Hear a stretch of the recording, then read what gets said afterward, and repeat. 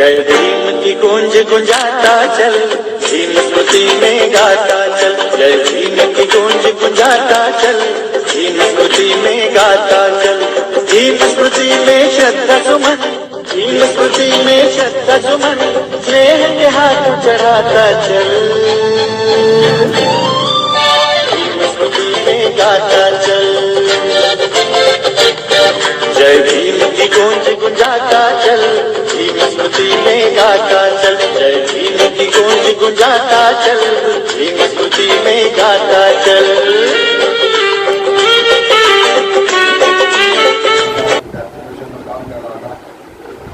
मुझे आज बहुत अच्छा लगा इस पट्टे को उठाएंगे।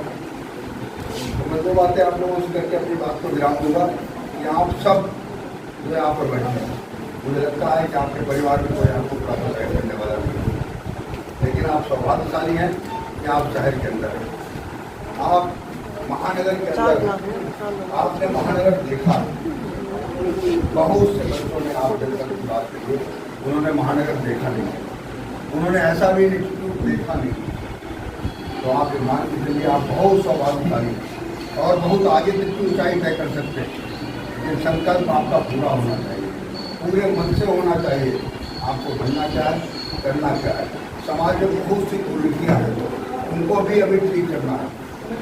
आपके आसपास प्राइमरी एजुकेशन के बच्चे होंगे, आप अपना कीमती समय जो भी आपको घर से मिलता है यहाँ की पढ़ाई के बाद, आप उन छोटे बच्चों पर खर्च कर सकते हैं।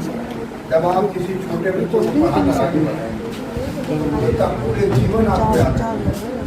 आपकी बहुत सी चीज़ें आपकी मिल जाएंगी, बहुत से काम करोगे उसका वो हो जाएगा। लेकिन अगर आप कक्षा 5 तक 2-4 बच्चों को अपने मोहल्ले के आसपास में पढ़ा दिया तो आपको पूरे जीवन खुद में सुखद अनुभूति होगी और उन बच्चों के परिवार के वालों के लिए भी आप रोल मॉडल हैं।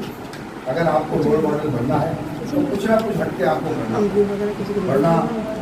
हमारे यहाँ तो संस्कृत में बहुत से श्लोक हैं कि जीवन जीना, खाना पीना, सोना, इसके अलावा थोड़ा बहुत घूम लिए, इसके अलावा कुछ हो नहीं सकता। अगर कुछ करना है आपको तो आपको वो सारे काम करने पड़ेंगे जो इन महापुरुषों ने किए। इसलिए इनके जीवन को पढ़ना आवश्यक इसलिए बताया जाता है कि आप अपने जीवन में उसको अनुग्रहित कर सकें, उसको उतार सकें, आप अपने जीवन को उनके जीवन को ले जा सकें। इसलिए हम वहाँ पढ़ना चाहता है बाहर, अमेरिका लंदन में कोई पढ़ना चाहता है, पढ़ना चाहता है। बाबा साहब अम्बेडकर ने पढ़ाई की उस समय जब देश और लोग पढ़ने के बारे में सोचते भी नहीं। और जो आज आप सबको सारी सुविधाएं मिल रही हैं, जगह जगह पर कॉलेज मिल रहे हैं। मैं बहुत पीछे नहीं जाना चाहूँगा।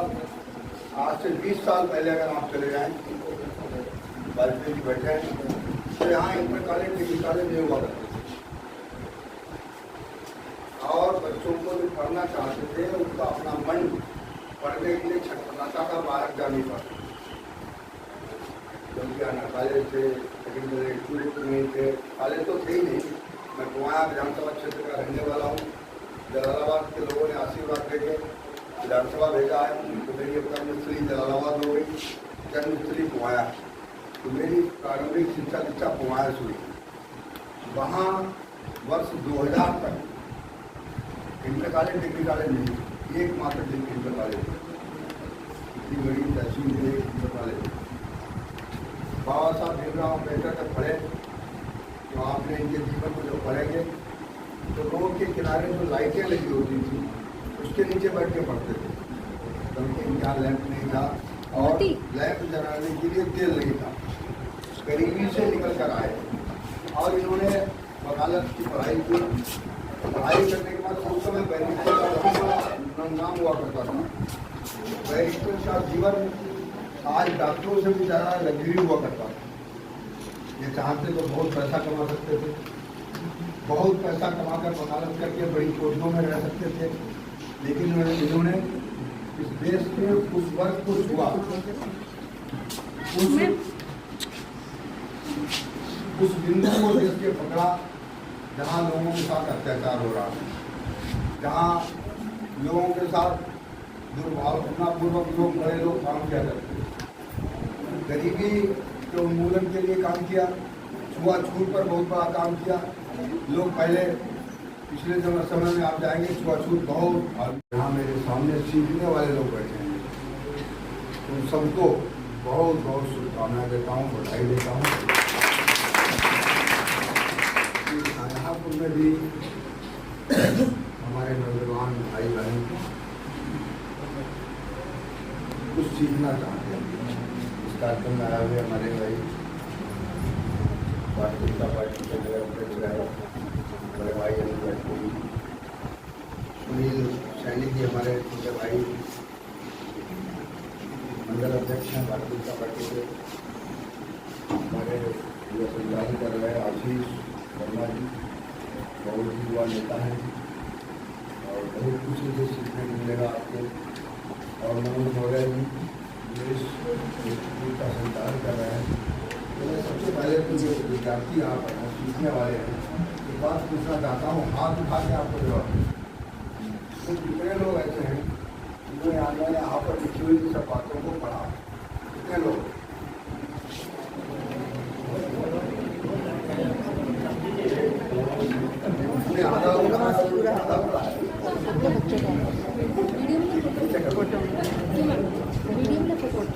लोगों ने नहीं पढ़ा। हम डेली लाइफ में आते हैं सब लोग। शारीरिक शक्ति और तीसरा है power of body, power of character और ये तीन चीजें अगर आपने इन चीजों पे ध्यान नहीं दिया तो आप कोई भी मंजिल हासिल नहीं कर सकते हो। तो मेरा कहने का मतलब है जब हम यहाँ पर आए तो मेरे पास मात्र जो है 2 जोड़ी कपड़े और आपने देखा कॉलेजों में जाओगे तो कॉलेजों में आज के दौर में हर बार में लड़के जो है लड़कियाँ अच्छे कपड़े पहन के आते हैं। तो यहाँ पर मैंने जो पहना, वहाँ का पहनावा क्या था, पहले जो आपको पता है पाटला का जो होता था पैजामा पहनाया जाता, अभी भी चल रहा है गाँव में। पाटला में बच्चे पैजामा किसी ने पहना होगा, सर थोड़ा जगह पैंट नहीं पहनी जाती, पाटला का पैजामा और शर्ट। जब वो जो पहन के हम जो है कॉलेज, तो किसकी देन है? डॉक्टर भीमराव अम्बेडकर। एक बार सभी लोग देश से बोलेंगे, हम कहेंगे डॉक्टर भीमराव अम्बेडकर, तो आप कहेंगे हमारा है, ठीक है? Doctor Bhimrao Ambedkar, doctor Bhimrao Ambedkar, doctor Bhimrao Ambedkar. देखिए एक ऐसे महापुरुष है जिन्होंने एक ऐसा कानून बनाया जिनका राज अभी भी चल रहा है, कानून का राज। जिस दिन कानून का राज जिस देश में खत्म हो जाता है वहाँ पर सभी लोग गुलाम हो जाते हैं और गुलामी की जंजीरों में जकड़ जाते हैं। तो क्या है, अपनी इच्छा नहीं चलती है, स्वतंत्रता नहीं चलती है, स्वतंत्रता बिल्कुल खत्म हो जाती है। ये हम लोग स्वतंत्र रूप से अपनी मर्जी से जो भी कार्य करते हैं और वो किसकी देन है? डॉक्टर भीमराव अम्बेडकर। इनके बारे में जानना सभी को जरूरी है कि नहीं है? ऐसे कितने स्टूडेंट हैं जो युवा स्टूडेंट हैं जिन्हें पता था 14 अप्रैल को डॉक्टर भीमराव अम्बेडकर का जो है जन्म हुआ था, मोस्टली सभी स्टूडेंट को ये पता है। देखिए इसी बात को ध्यान में रखते हुए जन्मदिन के साथ साथ इनके जो आदर्श वचन है उनको हम लोगों को हृदय में और दिमाग में बिठाना है। देखिए होता क्या है, ये एक ऐसे समाज से पैदा हुए थे जिन्हें बहुत सी समस्याओं का सामना करना पड़ा और शायद जब ये कानून हमारे देश में जब बन गया था तब ये जो जैसी समस्याएं छुआछूत हुआ, जात पात हुआ, ऐसे बहुत सी चीजें हैं। जब कानून हमारे देश में भारतीय संविधान जो मतलब बनकर के लागू हो गया तो वो धीरे धीरे वो चीजें खत्म हो गई। आज भी कुछ ऐसे भी ग्रामीण क्षेत्रों में अभी भी ऐसा है, कुछ प्रचलन वहाँ पे भी छुआछूत चल रहा है। लेकिन हम लोगों को क्या है, आप सब लोग पढ़ लिख गए हैं, लेकिन उस चीज को ये दरकिनार करेंगे। जात पात, ऊंच नीच, छुआछूत, इस चीज को खत्म करना है। जब तक ये खत्म नहीं होगा तब तक इंसान का जन्म नहीं होता है। अगर आपने देखा होगा इंसान की जो है स्वतंत्रता चोरी हो जाती है। चोरी का मतलब है अगर आप दलित समाज के बैठे हो और यहाँ पर अन्य कोई जातियों के लोग बैठे हुए हैं तो वहाँ पे क्या कहते हैं, भैया आप दूर रहो, तो क्या है उसकी स्वतंत्रता क्या हो गई? चोरी हो गई, बेईमानी हो गई। स्वतंत्रता में क्या हो गई? बेईमानी हो गई। अब हमें क्या है, ऐसे लोगों को साथ में लेकर के चलना होगा जो अभी भी दलित समाज से आते हैं, वाल्मीकि समाज से आते हैं, ठीक है, जाटव समाज से आते हैं, ऐसे लोगों को हमें क्या है, कंधे से कंधे लगाकर उनको बिना भेदभाव के उनके साथ मतलब जो है भाईचारा की भावना स्थापित करना है और जात पात का जो बंधन है उसको तोड़ना है। क्योंकि हमारा जो संविधान की जो पूरी रूपरेखा में जो लिखा गया है, ये लिखा गया जात पात ऊंच नीच भाईचारा, ये मतलब जात पात ऊंच नीच को खत्म करना है। क्या लाना है, लोकतांत्रिक व्यवस्था लागू करना है, मतलब लागू रहे हमेशा और भाईचारे की भावना हमेशा एक दूसरे में जागृत बनी रहे। जो हमारे डॉक्टर भीमराव अम्बेडकर का जो सपना था वो धीरे धीरे जो है साकार हो गया और साकार होता रहेगा। उनका सपना जब देखिए, अभी आपको बताएं कि जब ये विदेश में पढ़ करके जब आए थे बैरिस्टर की परीक्षा मतलब डिग्री लेकर के, तो इन्होंने 32 डिग्रियां जब हासिल कर ली थी तब यहाँ पर आए थे। तो यहाँ पर बहुत ज्यादा मतलब छुआछूत जात पात बहुत ज्यादा आतंक फैला हुआ था। तो उन्होंने सबसे पहला जो है यहाँ पर उसी पर कार्य करना शुरू कर दिया।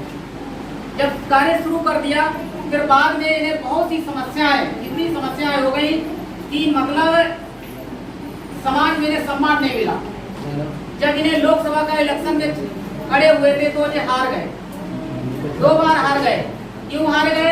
क्योंकि वो एक ऐसे समाज से आते थे, लोगों ने कहा कि अगर ये उच्च पद पे पहुंच जाएंगे तो हमें इनके पैर छूने पड़ेंगे, नमस्कार करना पड़ेगा। तो ऐसी लोगों ने उन्होंने वोट नहीं दिया, समझ में आ गया। लेकिन अब ऐसा नहीं है, संविधान की देन है। जो हमारे जो शीर्ष स्तर पर नेता जो है, जो प्रेसिडेंट ऑफ इंडिया, भारत के जो राष्ट्रपति हैं वो कौन है? रामनाथ कोविंद। जो ऐसी समाज से आते हैं, जो किसकी देन है? संविधान की देन है। आज हम लोग उनको क्या करते हैं? आदर प्रणाम करते हैं, पैर छूते हैं। ये क्या है? ये संविधान की देन है, कानून की देन है, डॉक्टर भीमराव अम्बेडकर की देन है। और आज हम लोग देखिए, संविधान एक बहुत ऐसी जो मतलब कानून है, उसमें सभी लोग फंस जाते हैं। चाहे नेता हुआ, या छोटा बड़ा व्यक्ति कोई हुआ है, तो सभी लोग जो है संविधान के दायरे में फंस जाते हैं। अभी तुमने देखा होगा कि 3 लोगों के साथ फांसी दी गई थी, तो वो किसमें फंस गए? संविधान में। पहले ऐसा नहीं था, जब संविधान नहीं था तो क्या है, मन चाहे किससे कुछ भी कर दो, लेकिन कोई सीधे सुनने वाला नहीं था। जब से भारत में संविधान लागू हुआ तब से जन कल्याण योजनाएं लागू हो गई, ठीक है, लोगों को सहायता मिल रही है। बहुत से ऐसे गरीब हैं जिनके पास मकान नहीं है तो सरकार उनको आवास मुहैया कराती है। कोई 60 साल से ऊपर हो गए हैं तो वृद्धा पेंशन लागू हो गई है। ऐसी जन कल्याण योजनाएं हर सरकार चलाती रहती है। ये किसकी देन है? भारतीय संविधान की देन है और डॉक्टर भीमराव अम्बेडकर की देन है। तो हम लोग यहाँ पर जो है इनके डॉक्टर भीमराव अम्बेडकर को बहुत से ऐसे अभी भी हमारे देश में ऐसे हैं जहाँ इनकी मूर्तियां लगी हैं, लोग उनके हाथ तोड़ देते हैं, उंगली ऐसे करेगा तो उनकी उंगली तोड़ देते हैं, ठीक है। उन्हें भी अभी बहुत से ऐसे लोगों में ऐसी अभी ईर्षा भरी पड़ी हुई है। हम लोगों से कहना चाहते हैं अब ईर्षा वाला सिस्टम खत्म कर दो। जब तक हम लोग यहाँ रह रहे हैं तो संविधान या कानून जो लागू है वो हमेशा चलता रहेगा। अगर आप जो संविधान निर्माता के जो मूर्तियों को तोड़ोगे तो इससे बड़ा क्या हो सकता है हमारे देश में, बताओ। आपने देखा होगा टीवी पे, न्यूज़पेपर में हर समय निकलता है, नहीं निकलता है। जन्मदिन के अवसर पर जो है डॉक्टर भीमराव अम्बेडकर के जन्म दिवस पर हम लोगों से, ऐसे लोगों के जो लोग मूर्तियों को तोड़ते हैं, उनको नफरत की दृष्टि से देखते हैं, कहते हैं अरे तो कहाँ जाओगे, वो तो मतलब वाल्मीकियों का वो चल रहा है प्रोग्राम, अरे वो तो मतलब जाटव समाज का प्रोग्राम चल रहा है। ऐसी समस्याएं ये दिमाग में मत बैठा लो। देखिए अभी यहाँ पर सभी लोगों ने क्या कहा है, डॉक्टर भीमराव अम्बेडकर किसी के नहीं थे, वो किसके हैं? वो सभी के हैं। अगर हम लोग पढ़ाई शिक्षा लेवल पे पहुँचते हैं तो किसकी देन है? डॉक्टर भीमराव अम्बेडकर की देन है। तो उस नजरिए से मत देखो, डॉक्टर भीमराव अम्बेडकर वाल्मीकि समाज से पैदा हुए थे, वहाँ पर उनका जन्मदिन मनाया जाएगा तो हम नहीं जाएंगे। बहुत सी ऐसी भावनाएं नहीं है। वो समझ लीजिए एक हमारे महापुरुष हुए, आदर्श हुए, और उन्होंने हमारे देश के लिए मतलब ऐसा एक बहुत से महापुरुष हुए, लेकिन ये सबसे ऊंचे पद पे रहे। भारत के जो क्या है, कौन से हुए? प्रथम कानून मंत्री बने थे। तो मेरा कहने का मतलब है कि हमें जो उस पीरियड की बात है जब समझ लीजिए भारत स्वतंत्र नहीं हुआ था, तब इनके पास इतनी समझ लो शिक्षा के प्रति इतनी डिग्रियां महारत हासिल थी, शायद हमारे भारत में इतना कुछ पढ़ा लिखा नहीं था। तो इसीलिए इन्हें पूरी जिम्मेदारी दी गई संविधान बनाने की। इन्होंने पूरे भारत पूरे विश्व में भ्रमण किया, अन्य देशों के संविधान को पढ़ा, धर्मों के बारे में पढ़ा, और एक बहुत बड़ी इनके पास जिम्मेदारी आ गई। हमारे भारत में कई धर्मों का बोलबाला है, हिंदू है, मुस्लिम धर्म के सभी धर्म है, उन सबको, और कई प्रकार कई जातियां हैं, कई हजारों में जातियां हैं, उन सबको ध्यान में रखते हुए एक ऐसा संविधान बनाया जो सभी लोगों ने उसको सम्मान पूर्वक स्वीकार किया। या नहीं किया बताओ? किसी को कोई दिक्कत नहीं है। और कभी कभी क्या होता है, जो सबसे ज्यादा निचले थे उनके लिए हक के बारे में लिख दिया कुछ ज्यादा, वो इसलिए रख दिया, अब वो रहेगा अभी, क्योंकि अभी भी कुछ ऐसे समाज हैं जो अभी पढ़ाई नहीं कर पा रहे हैं, उनके पास इतनी मतलब समस्या पैसों की है, आर्थिक संकट है, इसकी वजह से वो शिक्षा से वंचित अभी नहीं है। सरकार बहुत प्रयास करती है लेकिन नहीं पढ़ पाते हैं। तो मेरा कहने का मतलब है, तो ये नहीं कि मतलब है जैसी जैसी समय समस्याएं थी उन समस्याओं को उन्होंने पूरा प्रयास किया ये समस्या बिल्कुल खत्म हो जाए। तो मेरा कहने का मतलब है सभी लोग आज के जो दिन है डॉक्टर भीमराव अम्बेडकर के बारे में सब लोग किताबों के माध्यम से, यूट्यूब के माध्यम से इनके बारे में पढ़ो और एक ठान लो। इनको एक बहुत बड़ी समस्या आई पढ़ाई में, अवरोध किया गया विद्यालय में जो है, जहाँ पे हम लोग एक साथ बैठे हुए हैं। आज का दिन जो आपको बहुत अच्छा लग रहा है, सभी जो है सब लोग एक साथ बैठे हुए हैं, लेकिन उस समय ऐसा नहीं था। उस समय इन्हें क्लास से अलग बैठाला जाता था, जमीन पे बैठाला जाता था, अपमान झेलना पड़ता था। पानी के लिए सब लोग जो है पहले कुएं चलते थे, कुएं से पानी भर के वहाँ का जो पानी पिलाने वाला था तो वो पानी नहीं पिलाता था, खुद अपना पानी लेके आओ, ठीक है। जो मास्टर टीचर था वो दूर से ही पढ़ाता था, छू नहीं सकता था, अगर छू गए तो समझ लीजिए बहुत बड़ी समस्या पैदा हो जाती थी। तो ऐसे संकट में इन्होंने जो पढ़ाई की है तो शायद आप सोच सकते हो, भले ही चाहे हम ब्राह्मण समाज से आते हैं, अगर ये समस्या मुझ पे लागू हो जाए तो शायद आदमी जो है बहुत से लेकर अखबार में खड़ा होगा। किसी का समाज में जब अपमान हो जाता है तो वो तो या तो फांसी लगा लेता है या तो आत्महत्या कर लेता, कुछ भी करने को तैयार हो जाता है, या जिसने अपमान किया तो अपमान का बदला लेने के लिए वो निरंतर प्रयास करता रहता है। लेकिन डॉक्टर भीमराव अम्बेडकर एक ऐसे थे, उन्होंने अपमान सहते रहे, सहते सहते आज क्या है, आज पूरे भारत में उनका जन्मदिन मनाया जा रहा है, ऐसा हर भारतीय जो मना रहा है, ऐसा नहीं है बताओ। तो मेरा कहने का मतलब है कि उस समय उन्होंने किसके बल के जो आगे बढ़े हैं, शिक्षा के बल से। अगर आप कितने उच्च वर्ग के आते हो, अगर शिक्षा से वंचित हो तो आपका उतना ही अपमान मिलेगा, उतना ही समझिए सम्मान मिलेगा जितना जो है पढ़ा लिखा नहीं है, अनपढ़ के बराबर हो जाएगा। जैसे बहुत से देखे होंगे, जैसे ये नहीं कि मतलब हम लोग अगर उच्च वर्ग के आ गए और नीचे जो दलित समाज का कोई व्यक्ति है वो अच्छा पढ़ा लिखा है तो समझ लीजिए पढ़े लिखे को ज्यादा सम्मान मिलेगा, अनपढ़ को कम मिलेगा। ये किसकी देन है? संविधान की ही देन है। लोगों के सभी को समझ में आ गया, नहीं आ गया? संविधान के बारे में सब लोग पढ़ो और डॉक्टर भीमराव अम्बेडकर के बारे में पढ़ो, तब आपको एक अंदर से एक नई ऊर्जा जागृत होगी, सभी लोग पढ़ने का प्रयास करेंगे। और आपको बताएं, यहाँ पर आज के माध्यम से जो आज का जो दिन है डॉक्टर भीमराव अम्बेडकर की जन्म जयंती के अवसर पर हम आप लोगों को बता रहे हैं कि जो बहुत बहुत धन्यवाद। इस कार्यक्रम का कुशल संचालन कर रहे भाई आशीष वर्मा जी, मंच पर विराजमान भारतीय जनता पार्टी के निवर्तमान अध्यक्ष परम आदरणीय श्री अनिल वाजपेयी भांजे, भारतीय जनता पार्टी हनुमतधाम मंडल के अध्यक्ष मेरे साथी श्री सुनील सैनी जी, इस कार्यक्रम के आयोजक श्री मनोज मौर्य जी, श्री अजय जी, हनुमतधाम मंडल युवा मोर्चा के ऊर्जावान अध्यक्ष श्री अभिनय जी, हमारे साथी महामंत्री श्रीमान पंकज सक्सेना जी, श्री अनुज वर्मा जी, श्री विनायक कपूर जी,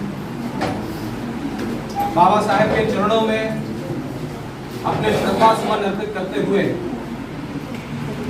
आज उनकी 131वीं जन्म जयंती के अवसर पर आप सभी लोगों को बहुत बहुत बधाई व शुभकामनाएं। साथियों, हम सब लोग विद्यार्थी हैं और विद्यार्थी वो है जो कुछ ना कुछ सीखने की इच्छा और ललक रखता है।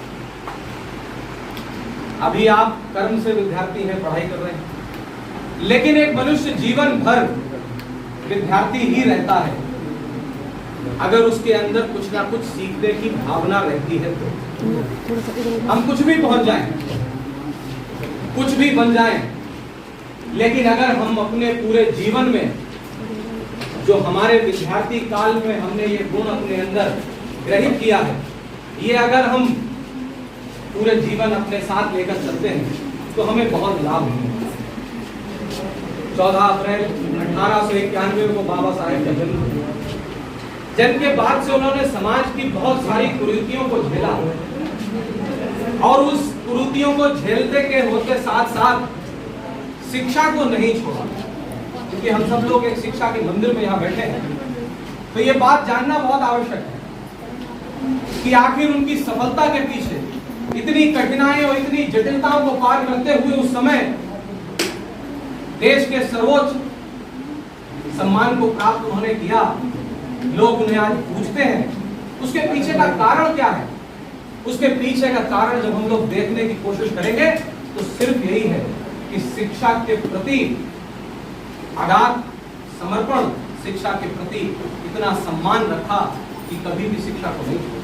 हम सब लोग ये अपने जीवन में गांठ बांध लें कि अगर जीवन में आगे बढ़ना है तो शिक्षा को नहीं छोड़ना। साथियों, आजादी के बाद से बाबा साहेब के जीवन से जुड़ी हुई बहुत सारी घटनाओं को, बहुत सारी तथ्यों को छुपाया गया।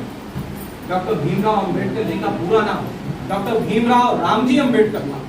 हम में से अधिकांश लोगों को इस बात की जानकारी नहीं होती। देश में ऐसे लोगों ने राजनीति करी कि उन्हें राम के नाम से डर था। भीमराव रामजी अंबेडकर उनका पूरा नाम है, ये लोगों को बताया नहीं गया। हमारे और आपके मन में बाबा साहेब की एक ऐसी छवि प्रेषित करी गई कि वो सिर्फ एक जाति और एक समाज के ही आइकन है। मैं आज आप सब लोगों के सामने ये बात कहना चाहता हूँ कि बाबा साहेब किसी विशेष जाति के आइकन नहीं है, बाबा साहेब पूरे भारत वर्ष के हर एक नागरिक के आइकन हैं। लोग कहते हैं कि हर युग में कोई महान व्यक्तित्व का जन्म होता है। मैं आप लोगों के मध्य ये बात कहना चाहता हूं कि इस महान व्यक्तित्व से एक नए युग की शुरुआत हुई है। साथियों, एक नए युग की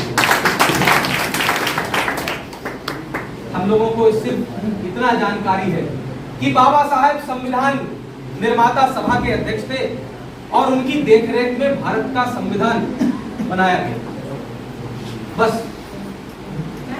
लेकिन बाबा साहेब को जब आप पढ़ेंगे तो उनका जीवन, उनका कर्म सिर्फ संविधान सभा तक सीमित नहीं है। उन्होंने अपने शब्दों में कहा कि अगर इस किसी समाज की विकास यात्रा को नापना है, अगर वो विकसित है या नहीं ये देखना है, तो उसका पैमाना सिर्फ इतना है, यहाँ मातृशक्ति बैठी है, कि उसका पैमाना सिर्फ इतना है कि जिस समाज में महिलाएं आगे होंगी वही समाज विकसित गिना जाएगा। आजादी से पहले उनका दार्शनिक क्या था? उनका दृष्टिकोण क्या था कि जब तक इस देश की आधी आबादी शिक्षित होकर अपने पैरों पर नहीं खड़ी होगी, आत्मसम्मान के साथ जीवन यापन नहीं करेगी, तब तक हमारा समाज विकसित नहीं हो सकता। उन्होंने कहा कि जीवन बड़ा नहीं होना चाहिए, जिंदगी बड़ी नहीं होनी चाहिए, जिंदगी महान होनी चाहिए। अब आप इस मूल मंत्र को देखो तो कि कहां पर है, और उनके दिए हुए वचनों पर अपने जीवन को कसना ही हमारा काम है। महापुरुषों की जयंती और उनका निर्वाण दिवस इसीलिए मनाया जाता है कि उनके द्वारा किए हुए अच्छे कामों को, उनके द्वारा कही हुई उपयोगी बातों को, उनके द्वारा दिए हुए अमृत वचनों को कैसे हम अपने जीवन में उतार सके, इस बात को याद करने के लिए जयंती।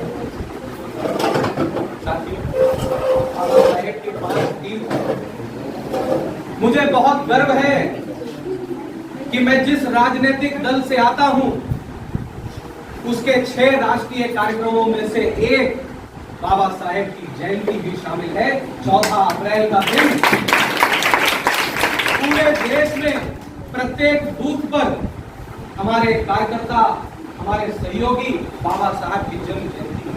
और आज से नहीं, भारतीय जनता पार्टी का गठन 1980 में हुआ, उससे पहले भारतीय जनसंघ की 1951 में जिसका गठन हुआ था, 1951 से हम आज तक 14 अप्रैल का दिन समरसता दिवस के नाम से मनाते चले आए। ये हमारा उनके प्रति समर्पण है। कुछ संगठन, कुछ दल ऐसे थे जिन्होंने सिर्फ बाबा साहेब की तस्वीर दिखाकर वोट देने का। भारतीय जनता पार्टी के लोगों ने बाबा साहेब को हमारे नेतृत्व में श्रद्धांजलि अर्पित की। उनके 5 जो सबसे महत्वपूर्ण स्थान हैं, उन 5 स्थानों को आदरणीय नरेंद्र मोदी जी ने पंच तीर्थ के रूप में विकसित किया। दिल्ली के अंदर इंटरनेशनल अंबेडकर सोसाइटी देखने लायक है, अगर कभी जाएं तो अवश्य देखें। इतना बड़ा प्रांगण, इतना क्यों? क्योंकि हम बाबा साहेब से सिर्फ वोट नहीं लेना चाहते, हम बाबा साहब की तस्वीर दिखाकर लोगों का वोट और उनका छल नहीं उनके साथ करना चाहते। हम ये चाहते हैं कि बाबा साहेब के आदर्श हमारे आने वाली पीढ़ी में कैसे पहुंचे, इसलिए उनके तीर्थ स्थान बनाकर स्थापित किए गए। आज प्रधानमंत्री 2014 में जब बने, प्रधानमंत्री पद की जिम्मेदारी संभाली, तो वो वाक्य आज भी मुझे याद आता है। उन्होंने कहा, यह सरकार भारत के गरीबों के लिए समर्पित है। ये हमें प्रेरणा कहां से मिली है? प्रधानमंत्री ने कहा सबका साथ, सबका विकास। ये प्रेरणा कहां से है? ये प्रेरणा बाबा साहेब के अमृत वचनों से है, उनके जीवन से है। उन्होंने कहा कि भेदभाव खत्म हो, और आज आपकी चुनी हुई ये सरकार लगातार इसी दिशा में काम कर रही है कि शिक्षा मिले तो सबको, बिना किसी भेदभाव के, भोजन मिले तो सबको, आवास योजना मिले तो सबको, उसमें किसी जाति और धर्म का बंधन ना हो। मेरे सामने जो युवा पीढ़ी मौजूद है, मैं आपके कंधों पर एक जिम्मेदारी देते हुए अपनी वाणी को विराम देना चाहूंगा साथियों। एक पुरानी जो हमारे पूर्वज थे, हम उनसे उम्मीद नहीं कर सकते, लेकिन जो आज मेरे सामने ये युवा पीढ़ी बैठी है, आप परिवर्तन ला सकते हैं। आपके अंदर वो क्षमता है कि आप रूढ़िवादी विचारधाराओं को तोड़कर आगे निकल सकते हैं। ये 21वीं सदी भारत की है। पूरे विश्व के महान लोगों ने ये कहा कि 21वीं सदी में भारत नंबर 1 होगा, भारत विश्व गुरु बनेगा। और विश्व गुरु अगर भारत को बनते हुए देखना है तो जाति का बंधन हमारी इस युवा पीढ़ी को समाप्त करना पड़ेगा साथियों। ये संकल्प मैं स्वयं किसी भी जाति के बंधन को नहीं मानूंगा। जब मैं ये सुधार लेके आऊंगा तो मेरे पास वाला व्यक्ति भी ये सुधार लाएगा, और जाति के बंधन से जिस दिन भारत मुक्त हो जाएगा, निश्चित मान लीजिएगा हम एक बार पुनः विश्व गुरु बन के उठाएंगे। भारत माता की जय। जो प्रयास किया गया अंबेडकर जैसे लोगों ने, उसका खंडन किया, और हम आज प्रणाम करते हैं भगवान बुद्ध को, जिन्होंने एक अवतार के रूप में जन्म लिया और जन्म लेकर के समाज को दिशा देने का काम किया। बाकायदा अवतार है मत्स्य अवतार, मत्स्याकूर्म अवतार, वराह, अपने यहाँ ये भी है, वाराह अवतार भी है। वाराह माने होता है सुअर, मत्स्याकूर्म वराह, नरसिंह अवतार भी है, वामन अवतार है, राम और कृष्ण का भी अवतार है, और जो आज कल की अवतार में हम लोग जी रहे हैं, ठीक पहले जो कालखंड था वो भगवान बुद्ध का अवतार माना जाता है। रोजा खाने बाद की पता चला एसओजी ले गई है, फिर एसपी से कहना पड़ेगा, तो एसपी से कहा, और रात के 2 बजे, इस पूरे प्रोसेस में 2 बज गया, रात के 2 बजे मैं उसे रोजा थाने से छुड़ा के लाया, क्योंकि वो निर्दोष था। पुलिस उसे गलती से ले गई। तो ये एक जो कानून के दायरे में लोग आते हैं, जो कानून लिखा गया संविधान के अनुसार ही देश को चलना चाहिए। यदि उसमें गलत होता है, मैं सोचता हूं ना हो, तो कानून का गलत फायदा भी उस कर्मचारी उठा लेते हैं। तो नेताओं को लोग जो गालियां देते हो, सभी को उनके विचारों को बदलने के लिए केवल इतनी बात बता रहा हूँ कि पूरे समाज के लिए राजनीति और नेताओं की भी बहुत बड़ी आवश्यकता है। क्योंकि जब आपकी बात कोई पुलिस वाला नहीं सुनता, कोई अधिकारी नहीं सुनता, तो आपको एक ही दरवाजा नजर आता है, वो होता है किसी नेता या विधायक का। लेकिन जब हमारे सामने कोई नेता या विधायक बैठा होता है तो हम सोचते हैं ये तो फालतू आदमी है, राजनेता। वर्तमान भारतीय जनता पार्टी के नगर अध्यक्ष बड़े भाई फोटो श्रीमान अनिल वाजपेयी बाण जी आते हैं, उनका बहुत बहुत स्वागत करेंगे। क्या करेंगे समझ में आ गया। इसके अलावा आपने देखा होगा वहाँ पे जो रेणु जो है मैडम में टेली का बहुत अच्छा ज्ञान है, इतना अच्छा है। वहाँ पे कुछ ऐसे बच्चे जिन्हें बहुत ही अर्जेंट में टेली सीखनी थी, 2-3 लड़के ऐसे थे जिन्हें बहुत अर्जेंट में टेली सीखनी थी। उन्होंने उसका कोर्स उन्होंने 1 महीने में कंप्लीट करा के नौकरी दे दी। नौकरी कर रहे हैं वो लड़के 18-18 हज़ार रुपए में 1 महीने में कंप्लीट करा दी। तो मेरा कहने का मतलब है उन्हें टेली जो है उन्होंने बहुत प्रैक्टिस भी की है और उन्हें जॉब भी की है और वो पूरा टेली उन्हें जीएसटी के साथ में आता है। और टेली की जो फीस है वहाँ पर जो है 4500 रुपए में, लेकिन हमने अभी बहुत पिछले जो है एक स्कीम निकाली जिसमें 2500 रुपए लगी थी। लेकिन ऐसे छोटे कोर्स 2500 में भी नहीं कर सकते हो, तो हमें नहीं लगता इससे सस्ती को जो एजुकेशन को दे पाएगा। समझ में आ गया। क्योंकि होता क्या है कि टैली की जो फीस है सजापुर में 10-10 हज़ार रुपए फीस है। जो टैली आपका 9.0 वर्जन आया, तो मेरा कहने का मतलब है तो आप लोग सब लोग जो है ऐसे कोर्स करो जिससे आपकी जो है टेक्निकल वाले, ठीक है।